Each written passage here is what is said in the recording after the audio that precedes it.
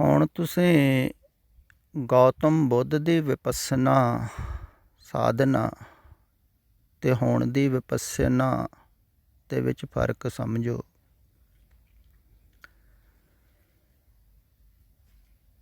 ਉਹਨਾਂ ਦੀ ਵਿਪੱਸਨਾ ਨਿਕਲੀ ਸੀ ਸੰਸਾਰ ਦੇ ਤਿਆਗ ਦੇ ਵਿੱਚੋਂ।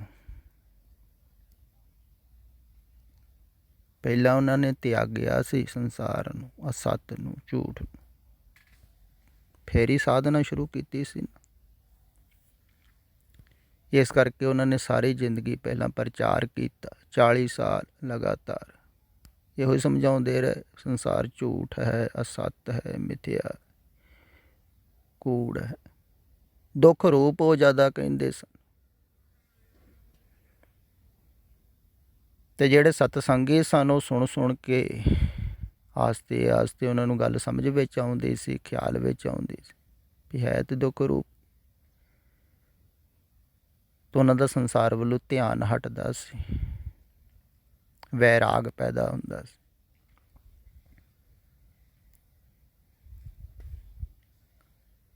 ਅਤੇ ਜਿਹਨੂੰ ਵੈਰਾਗ ਪੈਦਾ ਹੁੰਦਾ ਸੀ ਸੰਸਾਰ ਵੱਲੋਂ, ਉਹਨੂੰ ਹੀ ਉਹ ਵਿਪੱਸਨਾ ਸਾਧਨਾ ਕਰਨ ਵਾਸਤੇ ਕਹਿੰਦੇ ਸਨ, ਕਿਉਂਕਿ ਉਹ ਹੀ ਕਰ ਸਕਦਾ ਹੈ, ਧਿਆਨ ਉਹ ਹੀ ਕਰ ਸਕਦਾ ਹੈ ਨਾ ਜਿਹਦਾ ਧਿਆਨ ਸੰਸਾਰ ਵੱਲੋਂ ਹਟੇ। ਅਤੇ ਗੌਤਮ ਬੁੱਧ ਦਾ ਵੀ ਪਹਿਲਾਂ ਹਟਿਆ ਹੀ ਸੀ, ਪਹਿਲਾਂ ਵੈਰਾਗ ਪੈਦਾ ਹੋਇਆ ਸੀ ਨਾ ਉਹਨਾਂ ਨੂੰ ਵੀ। ਪਹਿਲਾਂ ਉਹਨਾਂ ਨੇ ਸੰਸਾਰ ਦਾ ਅਸਲੀ ਰੂਪ ਦੇਖਿਆ ਸੀ ਨਾ। ਦੇਖੋ ਫਿਰ ਕਿੰਨੀ ਸੁੱਖ ਸੁਵਿਧਾ ਦੇ ਵਿੱਚ ਅਸਲੀ ਰੂਪ ਸੰਸਾਰ ਦਾ ਦੇਖ ਲਿਆ। ਐਸਾ ਹੁੰਦਾ ਨਹੀਂ ਵੀ ਬਹੁਤ ਜ਼ਿਆਦਾ ਸੁੱਖ ਸੁਵਿਧਾ ਹੋਵੇ, ਐਸ਼ੋ ਆਰਾਮ ਹੋਵੇ, ਮੌਜ ਮਸਤੀ ਹੋਵੇ ਅਤੇ ਆਦਮੀ ਸੰਸਾਰ ਦਾ ਅਸਲੀ ਰੂਪ ਥੋੜ੍ਹੀ ਦੇਖ ਪਾਉਂਦਾ ਹੈ। ਅਸਲੀ ਰੂਪ ਹੈ ਦੁੱਖ ਰੂਪ।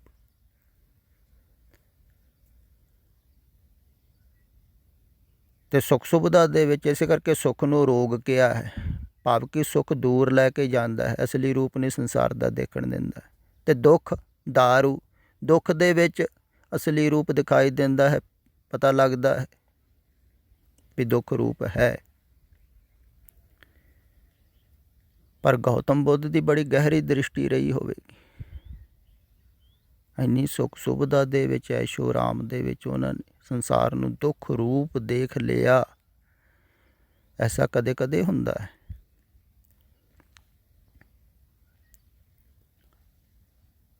ਅਤੇ ਜਦੋਂ ਉਹਨਾਂ ਨੇ ਦੇਖ ਲਿਆ ਵੀ ਸਭ ਦੁੱਖ ਹੀ ਦੁੱਖ ਹੈ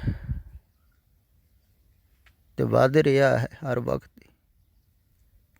ਅਤੇ ਜਾਣ ਲਿਆ ਵੀ ਮਰਨ ਧਰਮਾ ਹੈ, ਮਿਥਿਆ ਹੈ,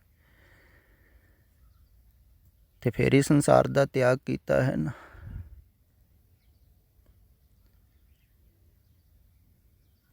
ਫਿਰ ਸਭ ਕੁਛ ਛੱਡ ਛਡਾ ਕੇ ਉਹ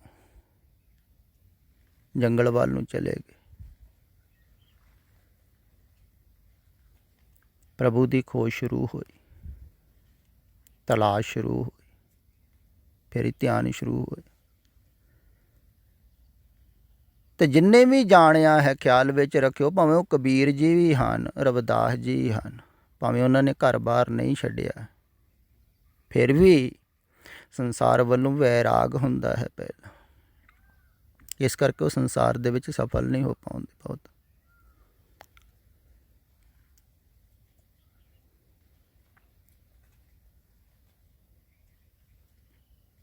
ਅਤੇ ਸੰਸਾਰ ਨੂੰ ਜਿਹੜਾ ਜਾਣ ਲੈਂਦਾ ਹੈ ਅਸਤ ਦੀ ਤਰ੍ਹਾਂ, ਝੂਠ ਦੀ ਤਰ੍ਹਾਂ, ਮਿਥਿਆ ਦੀ ਤਰ੍ਹਾਂ, ਅਤੇ ਸੰਸਾਰ ਵੱਲੋਂ ਵੈਰਾਗ ਹੋ ਗਿਆ ਅਤੇ ਪਰਮਾਤਮਾ ਵੱਲ ਫਿਰ ਰਾਗ ਹੁੰਦਾ।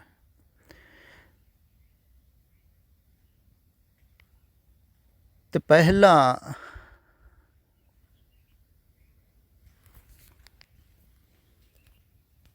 ਹਰ ਇੱਕ ਜਾਗਰਤ ਪੁਰਸ਼ ਇਹੋ ਹੀ ਕਹਿੰਦਾ ਹੈ ਵੀ ਸੰਸਾਰ ਨੂੰ ਜਾਣੋ। ਅਤੇ ਸੰਸਾਰ ਨੂੰ ਸੰਸਾਰ ਦੀ ਤਰ੍ਹਾਂ ਤੁਸੀਂ ਜਾਣ ਲਿਆ, ਜਿਸ ਤਰ੍ਹਾਂ ਦਾ ਹੈ, ਮਰਨ ਧਰਮ, ਅਸਤ, ਅਤੇ ਤੁਹਾਡੀ ਫਿਰ ਸੱਤ ਵੱਲ ਨੂੰ ਯਾਤਰਾ ਸ਼ੁਰੂ ਹੋਵੇਗੀ। ਅਤੇ ਜਿਹੜਾ ਗਿਆਨ ਹੈ ਨਾ, ਉਹ ਪਰਮਾਤਮਾ ਨੂੰ ਜਾਣਨ ਵਾਸਤੇ ਨਹੀਂ ਦਿੰਦੇ ਹਨ ਸਤਿਪੁਰਖ, ਉਹ ਸੰਸਾਰ ਨੂੰ ਜਾਣਨ ਵਾਸਤੇ ਦਿੰਦੇ ਹਨ, ਸੰਸਾਰ 'ਚੋਂ ਨਿਕਲਣ ਵਾਸਤੇ ਦਿੰਦੇ ਹਨ।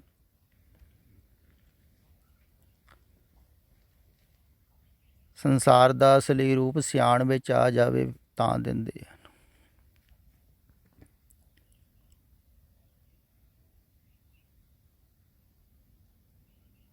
ਪਰ ਆਮ ਜਿਹੜੇ ਧਾਰਮਿਕ ਲੋਕ ਹਨ ਉਹ ਸੋਚਦੇ ਹਨ ਵੀ ਪਰਮਾਤਮਾ ਦਾ ਗਿਆਨ ਹੁੰਦਾ ਹੈ, ਪਰਮਾਤਮਾ ਦਾ ਗਿਆਨ ਦਿੰਦੇ ਹਨ। ਤਾਂ ਉਹਨਾਂ ਨੇ ਪਰਮਾਤਮਾ ਬਾਰੇ ਵੀ ਬਹੁਤ ਕੁਛ ਕਿਹਾ ਹੁੰਦਾ ਹੈ, ਤੋ ਪਰਮਾਤਮਾ ਬਾਰੇ ਯਾਦ ਕਰ ਲੈਂਦੇ ਹਨ, ਰੱਟ ਲੈਂਦੇ ਹਨ, ਉਹ ਜਾਣਕਾਰੀ ਹੋ ਜਾਂਦੀ ਅਤੇ ਦੂਸਰਿਆਂ ਨੂੰ ਜਾਣਕਾਰੀ ਦਿੰਦੇ ਹਨ। ਹੁਣ ਦੇਖੋ ਤੁਸੀਂ, ਜਿੰਨੇ ਵੀ ਇਹ ਸਾਧਨਾ ਕਰਾਉਣ ਵਾਲੇ ਹਨ, ਜਿਵੇਂ ਵਿਪੱਸਨਾ ਵੀ ਕਰਵਾ ਰਹੇ ਹਨ, ਅਤੇ ਵਿਪੱਸਨਾ ਜਿਹੜੇ ਕਰਨ ਵਾਲੇ ਹਨ ਉਹ ਵੀ ਕੋਈ ਸੰਸਾਰ ਨੂੰ ਜਾਣ ਕੇ ਥੋੜ੍ਹੀ ਆਏ ਹੋਏ ਹਨ ਵੀ ਇਹ ਦੁੱਖ ਰੂਪ ਹੈ, ਅਸੱਤ ਹੈ, ਮਿਥਿਆ। ਨਾ ਹੀ ਜਿਹੜੇ ਕਰਾਉਣ ਵਾਲੇ ਹਨ ਉਹ ਦੱਸ ਰਹੇ ਹਨ ਵੀ ਸੰਸਾਰ ਨੂੰ ਤਿਆਗਣਾ ਹੈ। ਮੁਕਤ ਹੋਣ ਦਾ ਭਾਵ ਤਿਆਗਣਾ ਹੀ ਹੁੰਦਾ ਹੈ। ਸੰਸਾਰ ਤੋਂ ਮੁਕਤ ਹੋਣਾ ਹੈ ਅਤੇ ਬਾਹਰ ਆਉਣਾ ਹੈ ਸੰਸਾਰ, ਅਤੇ ਕੋਈ ਵੀ ਨਹੀਂ ਦੱਸ ਰਿਹਾ। ਅਤੇ ਧਿਆਨ ਜਿਹੜਾ ਹੈ ਉਹ ਲੱਗੇਗਾ ਕਿਵੇਂ? ਹਾਂ, ਥੋੜ੍ਹੇ ਦਿਨਾਂ ਵਾਸਤੇ ਕੋਈ ਆਉਂਦਾ ਹੈ ਕਾਰੋਬਾਰ ਛੱਡ ਕੇ, ਥੋੜ੍ਹੀ ਬਹੁਤੀ ਕੋਸ਼ਿਸ਼ ਕਰਦਾ ਹੈ, ਥੋੜ੍ਹਾ ਬਹੁਤਾ ਧਿਆਨ ਹਟਦਾ ਹੈ, ਅਤੇ ਜਿੰਨਾ ਕੁ ਧਿਆਨ ਦਾ ਫਾਇਦਾ ਹੋਣਾ ਚਾਹੀਦਾ ਹੈ ਉਨਾ ਕੁ ਹੁੰਦਾ ਵੀ ਹੈ। ਬਹੁਤੇ ਲੋਕਾਂ ਨੂੰ ਥੋੜ੍ਹਾ ਜਿਹਾ ਮਨ ਸ਼ਾਂਤ ਹੋ ਜਾਂਦਾ ਹੈ, ਕਈ ਸਰੀਰਕ ਪ੍ਰੋਬਲਮਾਂ ਸਮੱਸਿਆਵਾਂ ਹੁੰਦੀਆਂ ਕਈਆਂ ਨੂੰ, ਉਹ ਦੂਰ ਹੋ ਜਾਂਦੀਆਂ।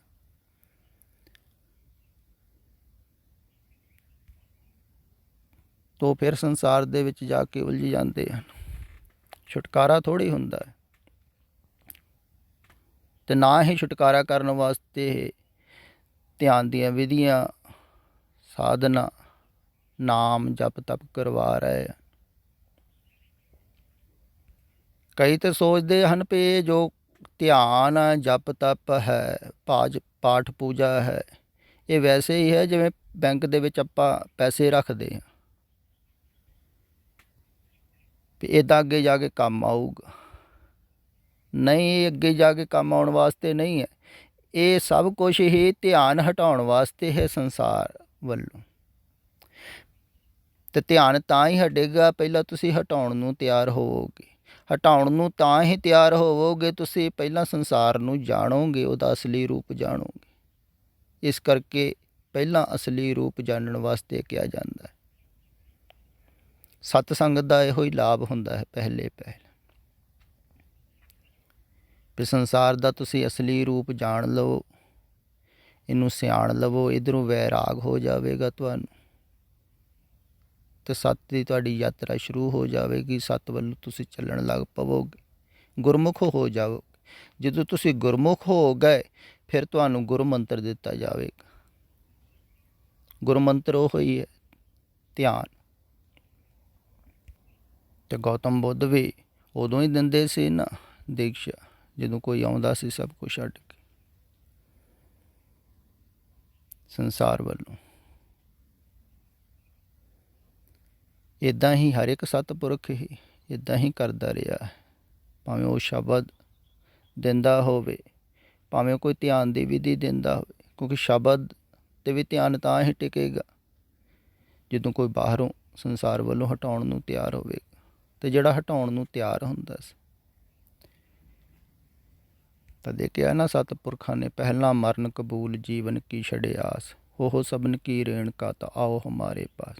ਕਹਿੰਦੇ ਸੰਸਾਰ ਵੱਲੋਂ ਪਹਿਲਾਂ ਮਰਨ ਕਬੂਲ ਕਰ ਲਓ, ਅਤੇ ਸੰਸਾਰ ਵਿੱਚ ਜੀਣਾ ਜਿਹੜਾ ਹੈ ਨਾ, ਇਹਦੀ ਚਾਹਤ ਛੱਡ ਦਿਓ, ਆਸਾ ਛੱਡ ਦਿਓ ਜੀਵਨ ਦੀ, ਅਤੇ ਫਿਰ ਆਓ। ਅਤੇ ਗੱਲ ਤਾਂ ਉਹੀ ਹੋ ਗਈ ਨਾ। ਫਿਰ ਇਹ ਵੀ ਗੱਲ ਖਿਆਲ ਵਿੱਚ ਰੱਖਣ ਯੋਗ ਹੈ, ਜਿਵੇਂ ਇਹਨਾਂ ਨੇ ਕਿਹਾ ਹੈ ਇਹ ਵੀ ਜੋ ਮੈਂ ਬੋਲ ਰਿਹਾ ਹਾਂ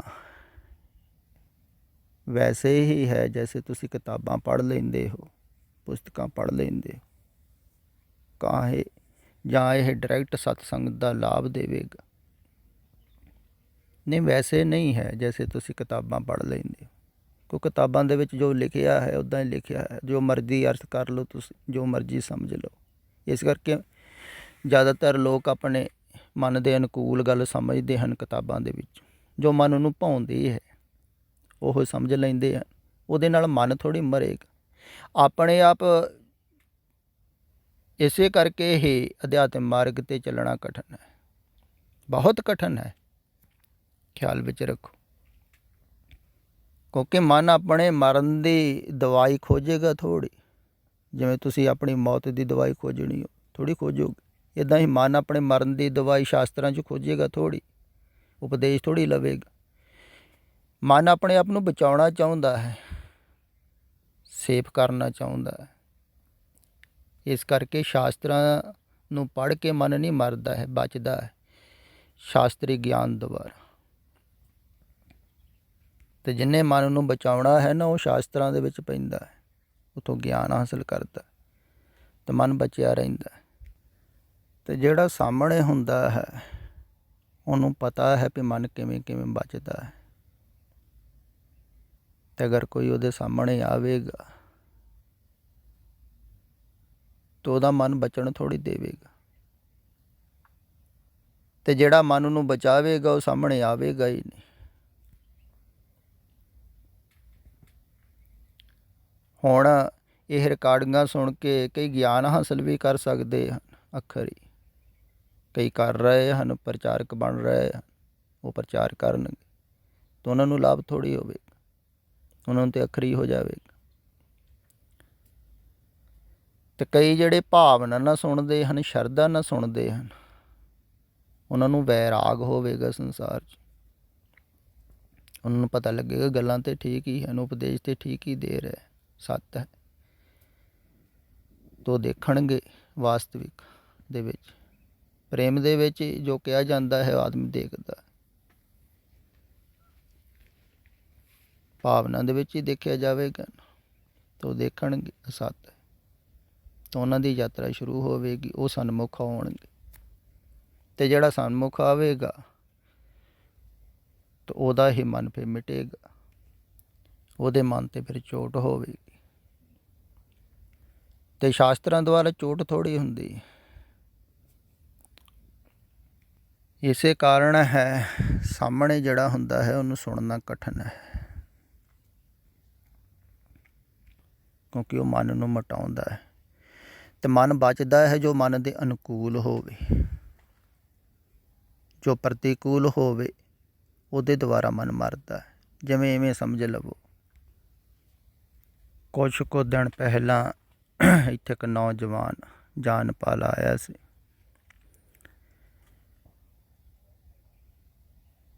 ਅਤੇ ਉਹਦਾ ਸੇਵਾ ਕਰਨ ਦਾ ਸੁਭਾਅ ਨਹੀਂ ਹੈ ਅਤੇ ਇੱਥੇ ਰਹਿਣਾ ਚਾਹੁੰਦਾ ਸੀ। ਅਤੇ ਮੈਂ ਉਹਨੂੰ ਕਿਹਾ ਵੀ ਅਗਰ ਤੂੰ ਆਪਣੇ ਮਨ ਦੇ ਪਿੱਛੇ ਲੱਗਾ ਰਿਹਾ ਤਾਂ ਭਟਕੇਂਗਾ, ਅਤੇ ਮਨ ਦੀ ਮੱਤ ਛੱਡ ਅਤੇ ਤੂੰ ਸੇਵਾ ਕਰ। ਪਰ ਉਹਨੇ ਸੋਚਿਆ ਵੀ ਮੈਂ ਜ਼ਿਆਦਾ ਸਾਧਨਾ ਕਰੂੰ, ਧਿਆਨ ਕਰੂੰਗਾ ਅਤੇ ਛੇਤੀ ਸ਼ਾਂਤ ਹੋਊਂਗਾ, ਪਰ ਐਸਾ ਹੋਇਆ ਨਹੀਂ। ਕੁਛ ਕੁ ਦਿਨ ਰਿਹਾ, ਧਿਆਨ ਕਰਦਾ ਰਿਹਾ, ਮੈਂ ਵੀ ਕੁਝ ਨਹੀਂ ਕਿਹਾ।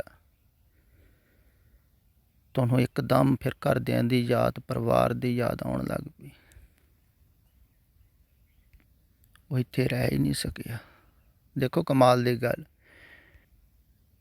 ਇਹ ਹੈ ਕੱਚਾ ਵੈਰਾਗ। ਇਹ ਵੀ ਵੈਰਾਗ ਹੋਇਆ ਸੀ ਉਹਨੂੰ, ਪਹਿਲਾਂ ਵੀ ਆਇਆ ਸੀ ਰਹਿਣ ਵਾਸਤੇ। ਮੈਂ ਕਿਹਾ ਨਹੀਂ, ਹਾਲੇ ਥੋੜ੍ਹਾ ਚਿਰ ਹੋਰ ਰੋਕ। ਫਿਰ ਉਹਨੂੰ ਵੈਰਾਗ ਹੋ ਗਿਆ। ਘਰਦਿਆਂ ਨੇ ਵੀ ਕਹਿ ਦਿੱਤਾ ਠੀਕ ਹੈ ਤੂੰ ਚਲੇ ਜਾ, ਅਸੀਂ ਸਾਂਭ ਲਾਂਗੇ ਸਭ ਕੁਛ। ਉਹਨਾਂ ਨੇ ਵੀ ਭੇਜ ਦਿੱਤਾ, ਆ ਗਿਆ। ਆਉਂਦਾ ਕਹਿੰਦਾ ਮੈਂ ਸਭ ਕੁਛ ਛੱਡ ਕੇ ਆ ਗਿਆ, ਵੀ ਹੁਣ ਪੂਰਾ ਸਮਰਪਣ ਹੋਣਾ ਹੈ। ਮੈਂ ਕਿਹਾ ਠੀਕ ਹੈ। ਅਤੇ ਦੇਖੋ ਥੋੜ੍ਹੇ ਦਿਨਾਂ ਬਾਅਦ ਉਹਨਾਂ ਦੀ ਫਿਰ ਯਾਦ ਆਉਣ ਲੱਗ ਪਈ। ਇਹੋ ਕਹਿੰਦਾ ਨਾ, ਮੋਹ। ਘਰ ਰਹਿ ਕੇ ਮੋਹ ਦਾ ਨਹੀਂ ਪਤਾ ਲੱਗਦਾ ਹੈ। ਅਤੇ ਫਿਰ ਜਦੋਂ ਬਿਲਕੁਲ ਛੱਡ ਕੇ ਆਦਮੀ ਤੁਰ ਪਵੇ ਫਿਰ ਜ਼ਿਆਦਾ ਮੋਹ ਹੁੰਦਾ ਹੈ। ਤੁਹਾਨੂੰ ਲੱਗਾ ਵੀ ਮੁੜਦਾ ਨਹੀਂ ਹੈ ਵਾਪਸ, ਖਿਆਲ ਆਉਣ ਲੱਗ ਪਿਆ, ਫਿਰ ਜ਼ਿਆਦਾ ਆਉਣ ਲੱਗ ਪਏ। ਜਿਹੜੇ ਘਰ ਦੇ ਚੰਗੇ ਨਹੀਂ ਲੱਗਦੇ ਉਹ ਚੰਗੇ ਲੱਗਣ ਲੱਗ ਪਏ। ਤੇ ਕੱਚਾ ਇਹ ਅਸਲੀ ਰੂਪ ਨਹੀਂ ਸੀ ਨਾ ਦੇਖਿਆ ਸੰਸਾਰ ਦਾ, ਉੱਪਰੋਂ ਉੱਪਰੋਂ ਦੇਖਿਆ ਸੀ, ਵਾਸਤਵਿਕ ਨਹੀਂ ਸੀ ਦੇਖਿਆ, ਤਾਂ ਨਹੀਂ ਟਿਕ ਪਾਇਆ। ਫਿਰ ਦੂਸਰੀ ਗੱਲ ਇਹ ਹੈ ਵੀ ਜੋ ਉਹਦੇ ਮਨ ਦੇ ਅਨੁਕੂਲ ਸੀ ਧਿਆਨ, ਉਹਨੇ ਸੋਚਿਆ ਸ਼ਾਇਦ ਉਹਦੇ ਦੁਆਰਾ, ਜਿਵੇਂ ਮੈਂ ਕਹਿ ਜਾਂਦਾ ਕਈ ਵਾਰ ਅਕਸਰ ਵੀ ਕੁਛ ਨਹੀਂ ਕਰਨਾ, ਉਹਨੇ ਸੋਚਿਆ ਵੀ ਇਸ ਤਰ੍ਹਾਂ ਹੀ ਹੋਵੇਗਾ, ਪਰ ਨਹੀਂ ਹੋਵੇਗਾ ਇਸ ਤਰ੍ਹਾਂ, ਕਿ ਸਾਰੀ ਊਰਜਾ ਬੈਠ ਕੇ ਮਨ ਨੂੰ ਮਿਲ ਜਾਂਦੀ। ਇਸ ਕਰਕੇ ਕਿਰਿਆ ਕਰਨ ਵਾਸਤੇ ਧਿਆਨ ਦੀ ਵੀ ਕਿਰਿਆ ਦੱਸਦੇ ਹਨ ਲੋਕ, ਆ ਵਿਪਸਨਾ ਕਰਾਉਂਦੇ ਹਨ, ਇਹਦੇ ਵਿੱਚ ਵੀ ਕਿਰਿਆ ਦੱਸਦੇ ਹਨ ਧਿਆਨ ਲਾਉਣ ਦੀ, ਉਹ ਨਾਲ ਨਾਲ ਦੱਸਦੇ ਰਹਿੰਦੇ, ਇਸ ਕਰਕੇ ਧਿਆਨ ਮਾੜਾ ਮਾੜਾ ਟਿਕਿਆ ਰਹਿੰਦਾ, ਕੰਟੀਨਿਊ ਨਹੀਂ ਨਾ ਟਿਕਦਾ। ਇਸ ਕਾਰਨ ਸੇਵਾ ਵੈਸੇ ਹੀ ਕਿਰਿਆ ਹੈ, ਜੈਸੀ ਵਿਪਸਨਾ ਦੇ ਵਿੱਚ ਦੱਸਦੇ ਹਨ, ਉੱਥੇ ਬਿਠਾ ਕੇ ਦੱਸਦੇ ਹਨ ਵੀ ਧਿਆਨ ਰੱਖੋ ਹੌਲੀ ਹੌਲੀ। ਸੇਵਾ ਦੇ ਵਿੱਚ ਵੀ ਵੈਸਾ ਹੀ ਧਿਆਨ, ਹਾਥ ਪਾਮ ਕਰ ਕਾਮ ਸਭ ਚਿੱਤ ਨਿਰੰਜਨ ਨਾਲ। ਹਾਂ, ਕੋਈ ਬੌਧਿਕ ਕਰਮ ਕਰ ਰਿਹਾ ਹੋਵੇ ਫਿਰ ਧਿਆਨ ਕਰਨਾ ਔਖਾ ਹੈ। ਜਿਹੜੇ ਸਹਿਜ ਕਰਮ ਹਨ ਰੋਜ਼ ਦੇ, ਪੁਰਾਣੇ ਸਮਿਆਂ 'ਚ ਵੀ ਗੁਰੂਆਂ ਕੋਲ ਰਹਿੰਦੇ ਸਨ ਸਿੱਖ, ਉਹ ਦੇਖੋ ਹੱਥਾਂ ਪੈਰਾਂ ਦੇ ਨਾਲ ਕੰਮ ਕਰਦੇ, ਫਿਰ ਸੰਸਾਰ ਵੱਲੋਂ ਉਪਰਾਮ ਹੋ ਗਏ, ਗੁਰੂ ਦੇ ਲੇਖੇ ਲੱਗ ਗਏ, ਅਤੇ ਜਿਹੜਾ ਉਪਰਾਮ ਹੋ ਜਾਂਦਾ ਹੈ ਨਾ, ਉਹ ਹੀ ਰਾਮ ਦਾ ਹੋ ਜਾਂਦਾ ਹੈ, ਉਹ ਕਹਿ ਲਓ, ਉਹ ਹੀ ਗੁਰੂ ਦਾ ਹੋ ਜਾਂਦਾ ਹੈ, ਉਹਨੂੰ ਹੀ ਫਿਰ ਗੁਰ ਮੰਤਰ ਮਿਲਦਾ ਹੈ, ਗੁਰ ਦੀਕਸ਼ਾ ਕਹਿ ਲਓ, ਤਾਂ ਉਹਦਾ ਫਿਰ ਸਹਿਜੇ ਧਿਆਨ ਲੱਗਦਾ ਹੈ ਸੱਤ ਵਿੱਚ, ਕਿਉਂਕਿ ਆ ਸੱਤ ਵੱਲੋਂ ਹਟ ਜਾਂਦਾ ਹੈ, ਫਿਰ ਉਹ ਹੀ ਕਰਦਾ ਹੈ ਸਤ ਸੰਗਤ।